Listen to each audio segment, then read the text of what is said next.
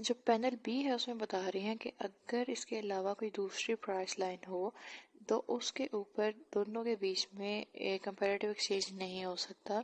Suppose जो panel B यहाँ पे दिया गया है वहाँ पर कंपैरेटिव एक्सचेंज की लाइन दी जा रही है कि जो पी सी है वो 1 ही रहे, लेकिन जो पी डब्ल्यू है 1/4 वो 1.33 हो जाए, यानी कि वो 2 से कम हो जाए, सस्ती हो जाए। तो जाहिर जिस चीज़ की प्राइस कम हो रही है उसके लिए डिमांड ज़्यादा हो जाएगी, या जो चीज़ रिलेटिवली दूसरे से सस्ती हो रही है या एक चीज़ रिलेटिवली दूसरे से महंगी हो रही है उसकी डिमांड पर इफ़ेक्ट होगा।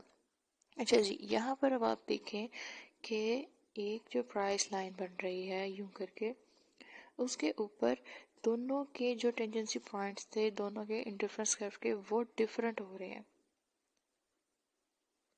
जो जेन का डिफरेंस कर्व था वो इस पॉइंट के ऊपर जे के ऊपर है, जहाँ पर उसको इस लेवल पर प्रोडक्ट जो है वो सेल करनी है और उसने डिमांड करनी है। लेकिन जो डिनीज है उसका डिफरेंस कर्व है वो इस लेवल पर टेंजेंट हो रहा है।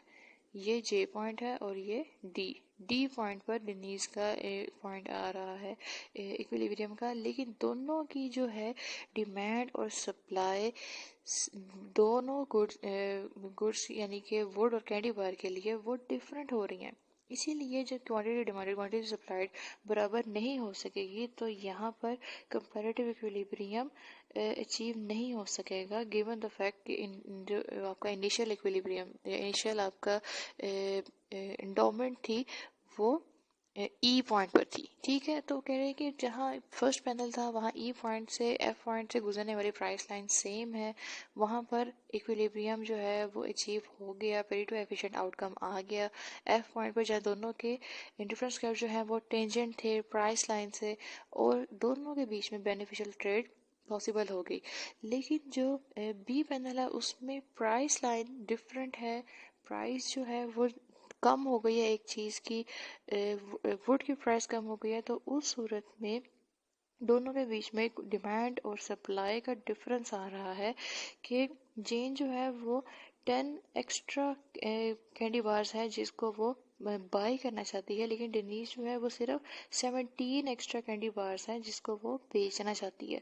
तो अब देखोगे इस तरह से जब डिमांड सप्लाई में डिफरेंस आ जाएगा कि एक बंदा ज़्यादा चीज़ बेचना चाह रहा है, एक बंदा कम चीज़ खरीदना चाह रहा है, डिमांड कम है सप्लाई ज़्यादा है, तो उस वक्त इक्वालिटी नहीं आ सकती और इस वजह से कंपैरेटिव इक्विलिब्रियम अचीव नहीं किया जा सकता। नेक्स्ट जो टॉपिक हम डिस्कस करेंगे वो होगा the efficiency of competition. Competition जो है इसका आउटकम एफिशिएंट होता है, जो हमारा फर्स्ट थ्योरम ऑफ वेलफेयर का था, वेलफेयर इकोनॉमिक्स का। पेरेटो एफिशिएंट किस तरह से होगा, हमने कहा था पेरेटो एफिशिएंट वो होता है जिसके ऊपर जिसके अलावा अगर आप मूव करोगे तो आप एक शख्स को नुकसान पहुंचाए बगैर दूसरे का फायदा नहीं कर सकते।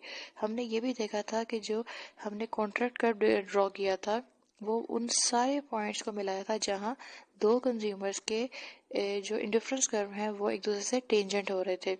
उनके टेंजेंसी पॉइंट्स जो हैं उनको मिलाया तो हमें कॉन्ट्रैक्ट कर्व मिल गया। हमने यहाँ पर देखा कि दोनों जो कंज्यूमर्स हैं या इनकी तरह के बहुत से कंज्यूमर्स होंगे कंपैरेटिव मार्केट में, तो वो किस तरह से इक्विलिब्रियम में आते हैं कि दोनों के जो मार्जिनल रेट ऑफ सब्स्टिट्यूशन है या जो इंडिफरेंस कर्व की स्लोप्स हैं दोनों की वो टेंजेंट होंगी, बराबर होंगी। और वो सिर्फ आपस में टेंजेंट नहीं होंगे, वो किस चीज लाइन से टेंजेंट है, वो प्राइस लाइन से भी टेंजेंट होंगी जो कि मार्केट में गिवन है। तो ये जो हमारा आउटकम है ये पेरेटो एफिशिएंट है और जो कि हमें अपने कॉन्ट्रैक्ट कर्व पे भी मिल रहा था। और इस तरह से हम इस जनरल इक्विलिब्रियम एनालिसिस के थ्रू हम फर्स्ट पॉइंट अचीव कर चुके हैं वेलफेयर इकोनॉमिक्स का कि जो कंपैरेटिव इक्विलिब्रियम है वो पेरेटो एफिशिएंट है। ठीक है, जहाँ पर दोनों लोग जो हैं उनके जो बेस्ट पॉसिबल उनके लिए आउटकम था जिस पे वो ट्रेड करके बेनिफिट कर हासिल कर सकते थे, अपनी यूटिलिटी को मैक्सिमाइज कर सकते थे without harming the other person. या अगर इस पॉइंट से मूव करेंगे तो किसी ना किसी का नुकसान होगा, तो उस पॉइंट को हमने यहाँ पर अचीव कर लिया। तो जो लोग सेम प्राइस फेस कर रहे हैं मार्केट में, उनके बीच में वॉलंटरी ट्रेड अगर हो सकती है कंपैरेटिव मार्केट में, लेकिन अब इसके अलावा कोई पॉसिबल ऐसा आउटकम नहीं है जिसमें एक को नुकसान बचाए बचाए दूसरे को फायदा दिया जा सके। तो